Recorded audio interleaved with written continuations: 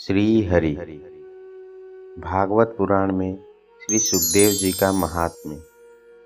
यम प्रव्रजंत मनुपेत मपेत कृत्यम द्वैपायनो विरह कातर आजुहाव पुत्रेति तन्मयतया तरवो अभिनेदु स्तम सर्वभूत हृदयम मुनि मानतो अस्मि।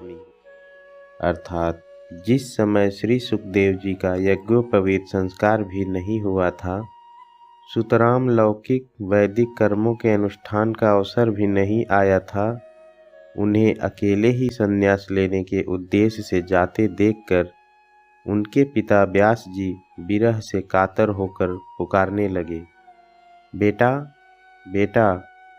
उस समय तन्मय होने के कारण श्री सुखदेव जी की ओर से वृक्षों ने उत्तर दिया, ऐसे सबके हृदय में विराजमान श्री सुखदेव मुनि को मैं नमस्कार करता हूँ।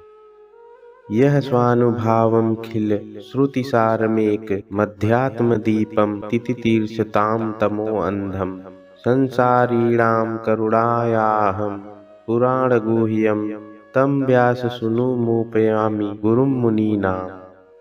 यह श्रीमद् भागवत अत्यंत गोपनीय रहस्यात्मक पुराण है। यह भागवत स्वरूप का अनुभव कराने वाला और समस्त वेदों का सार है। संसार में फंसे हुए जो लोग इस घोर अज्ञान अंधकार से पार जाना चाहते हैं, उनके लिए आध्यात्मिक तत्वों को प्रकाशित करने वाला यह एक अद्वितीय दीपक है। वास्तव में उन्हीं पर करुणा करके बड़े बड़े मुनियों के आचार्य श्री सुखदेव जी ने इसका वर्णन किया है। मैं उनकी शरण ग्रहण करता हूँ। स्वसुख निभृत चेतास्त द्वयविदास्तान्य भावो अप्यजित रुचिर लीला कृष्ट सारस्त दीयम व्यतनूत कृपया यस्तत्वदीपम पुराणम तमखिल ब्रजनग्नम व्यास सूनुम नतो अस्मि।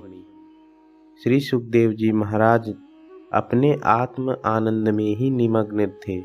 इस अखंड अद्वैत स्थिति से उनकी भेद दृष्टि सर्वथा निवृत्त हो चुकी थी। फिर भी मुरली मनोहर श्याम सुंदर की मधुमयी मंगलमयी मनोहारिणी लीलाओं ने उनकी वृत्तियों को अपनी ओर आकर्षित कर लिया और उन्होंने जगत के प्राणियों पर कृपा करके भगवत तत्व को प्रकाशित करने वाले इस महापुराण का विस्तार किया। मैं उन्हीं सर्व पापहारी व्यास नंदन भगवान श्री सुखदेव जी के चरणों में नमस्कार करता हूँ। श्रीमद् भागवत की महिमा। श्रीमद् भागवत की महिमा मैं क्या लिखूं? उसके आदि के 3 श्लोकों में जो महिमा कह दी गई है, उसके बराबर कौन कह सकता है। उन तीनों श्लोकों को कितनी ही बार पढ़ चुकने पर भी जब उनका स्मरण होता है, मन में अद्भुत भाव उदित होते हैं। कोई अनुवाद उन श्लोकों की गंभीरता और मधुरता को पा नहीं सकता। उन तीनों श्लोकों से मन को निर्मल करके फिर से इस प्रकार भगवान का ध्यान कीजिए। ध्यायतश्चरणाम्भोजं भावनिर्जित चेतसा औत्कण्ठया शुक्लाक्षस्य हृदयासिन्मे शनैर्हरि प्रेमातिभर निर्विन्न पुलकांगो अति निर्वितः आनंद संप्लवे लीनो नापश्यमो भयं मुने रूपं भगवतो यत्तन्मनः कांतं शुचापहम् अपश्यन् सहसोत्तस्थे वैक्लव्याद दुर्मना इव। मुझको श्रीमद् भागवत में अत्यंत प्रेम है। मेरा विश्वास और अनुभव है कि इसके पढ़ने और सुनने से मनुष्य को ईश्वर का सच्चा ज्ञान प्राप्त होता है और उनके चरण कमलों में अचल भक्ति होती है।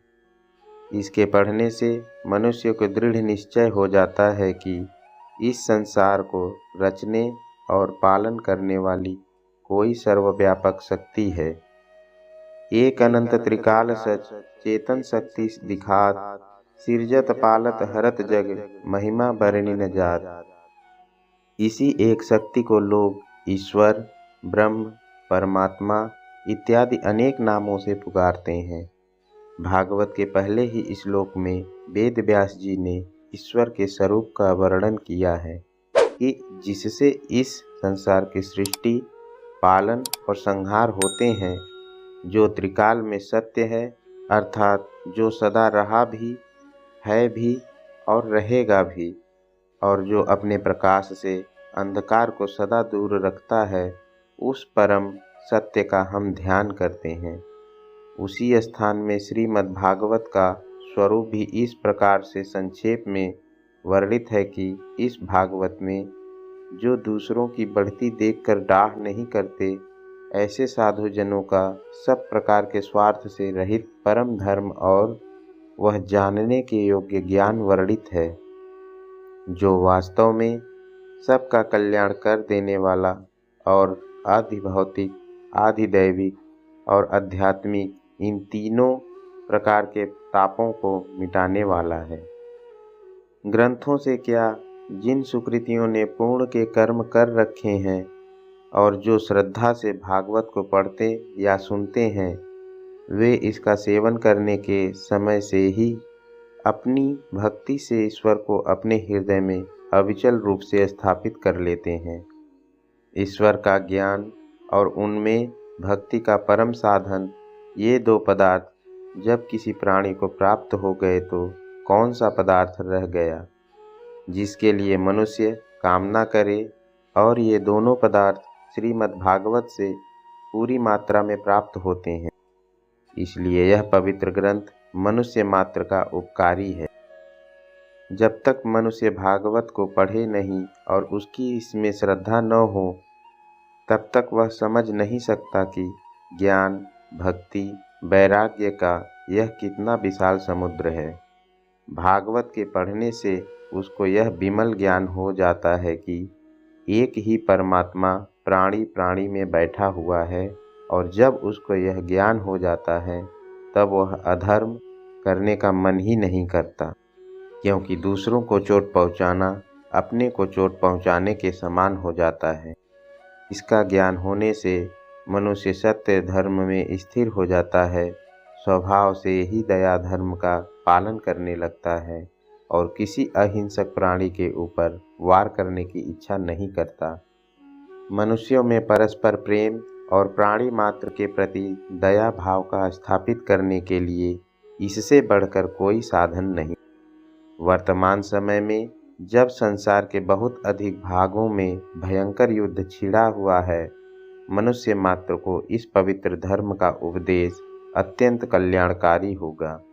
जो भगवत भक्त हैं और जो श्रीमद् भागवत के महत्व को जानते हैं, उनका यह कर्तव्य है कि मनुष्य के लोक और परलोक दोनों के बनाने वाले इस पवित्र ग्रंथ का सब देशों की भाषाओं में अनुवाद कर इसका प्रचार करें। मदन मोहन मालवीय जी की तरफ से यह महात्म्य बताया गया है। जय श्री हरि।